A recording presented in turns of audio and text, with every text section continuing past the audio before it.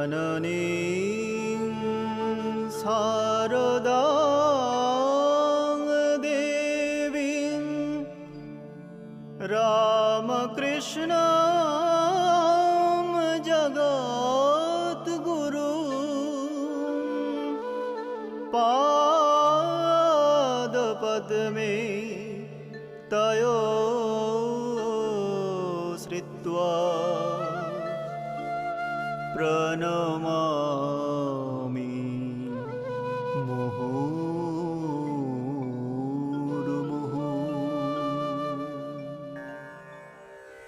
The Gospel of the Holy Mother, Sri Sharada Devi.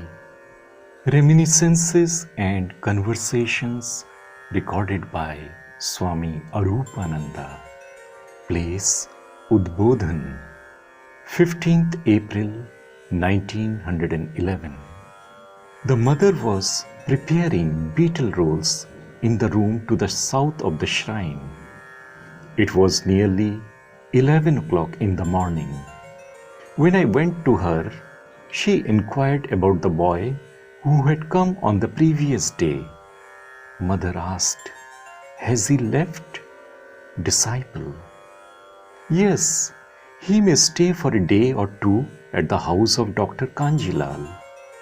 Sharat Maharaj, that is Swami Sharadananda, said, "If the boy has left with pride and egoism, then he will degenerate more and more as the days pass. And if he has left out of shame, then if the Master wills, he may again turn over a new leaf." Mother: "What does it matter? He is after all a boy, not a girl.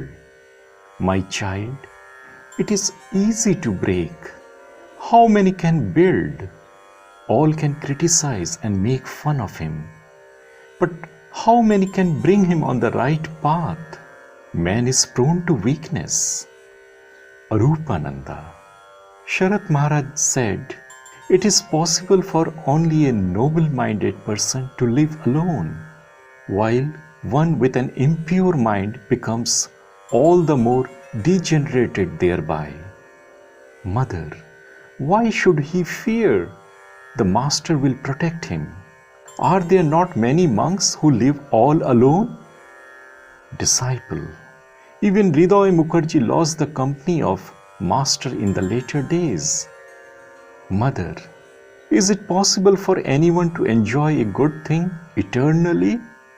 Arupananda: "He, it seems, had also troubled the Master a lot and used very offensive language with him." Mother: "When one has done so much dedicated service, what does it matter if he says a few unpleasant things? It is natural for one who really takes so much care to say sometimes things like that." Disciple: "This boy too served you very much, and now see what has happened." Mother: "How is it possible to get along without any discipline? How else can one improve?" Place Jairambati, year 1911. In the month of Ashwin, on the day of the Mahasaptami, the first day of the worship of Mother Durga, two young devotees presented themselves before the Mother.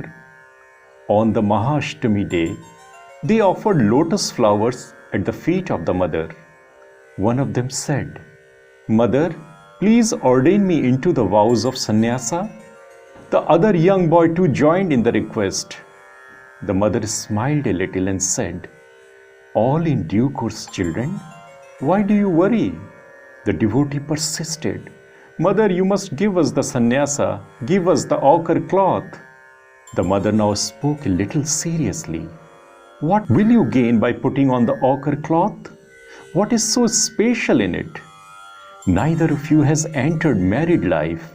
You are already sannyasins. All the other things will follow in due course." The devotee said, "Mother, I wish to throw away my sacred thread, cloth and all, and remain absorbed in the contemplation of the divine like Trilanga Swami. Mother said smilingly, "It will happen, child, when the right time comes." Now the devotee began speaking rather excitedly. "Mother, here it is. I am throwing away the cloth and the sacred thread." And actually was about to do so when the mother said rather hurriedly, "Enough of it now. I said at proper time these things will leave you by themselves." Still his childish behavior did not stop. He said, "Bless me, mother, with at least a drop of madness that had come upon the master. Make me mad, mother." And again he said, "Mother, will you not endow us with devotion? Won't you bestow on us the vision of the master?"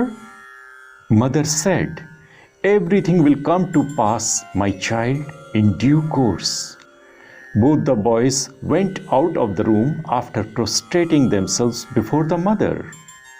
At noon, all sat down for meals. The same young devotee again spoke. "How have you cooked this rice pudding? It is not at all tasting well." The mother smiled and said, "What can I do, child? Sufficient quantity of milk is not available here." Kedar's mother was nearby. She said, "Very good. You are all mother's children. Bring plenty of things, then the mother will be able to feed you to your heart's content." This did not even reach the devotee's ears. He went on, "Mother, today I could not eat my fill. I will come again and eat to my satisfaction. You must also allow me to meet you one day at Udbodhan." The mother agreed to his request and said, "Sure, come again to meet me at Udbodhan, my child." In the forenoon, a devotee had arrived from Shillong. Doubtful about the divine nature of the mother, he had taken a vow that he would not visit her unless he had seen her in dream 7 times. He had the requisite visions. Therefore, he had gone to Jairambati to pay his respects to her. In the afternoon, as he was about to take leave of her, he said, "Mother, I shall say goodbye now. Do I need anything else?" Mother, "Yes, surely. You must have your initiation." Devotee, "I may have it at Bagh Bazar in Kolkata." Mother, "Better finish the task, my child. Have your initiation today." Devotee, "But I have eaten the prasada." Mother, "That does not matter." After the initiation, the devotee departed, but keeping his mind and soul at the lotus feet of the Holy Mother.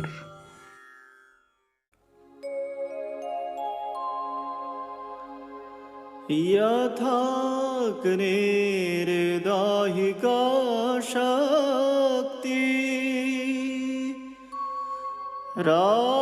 रामकृष्णे स्थिता हिया